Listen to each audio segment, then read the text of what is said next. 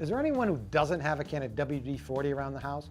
But if you're using it just to stop squeaks and cut through rust, you're missing out on a lot of other good uses, including cutting through grease. Here I was just cleaning up some tools, and you can see it's got grease all over it. To remove the grease, try spraying it with a little WD-40. You don't need much, just a little bit, and then wipe it off. What you'll find is it'll cut, look at that, right through that grease. No problem at all. Got some grease on your hands, same thing. Spray it with a little WD-40.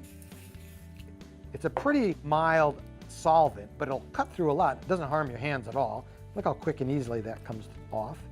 Now, WD-40 is also great for many other common uses. You can use it to remove tar and bugs that are stuck to your car. Won't harm the paint at all. If you have kids who have drawn on the walls with crayons, spray it with a little WD-40 and wipe it with a soft cloth. No worry about it harming or dissolving the paint.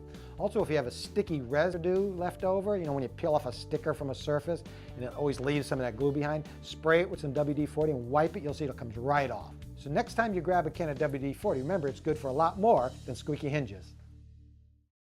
Simple Solutions is brought to you by Titebond, the Pro's Advantage. Coming up, I get a warning from the homeowner. Don't you tell her you found a paintbrush that'll fit my hand.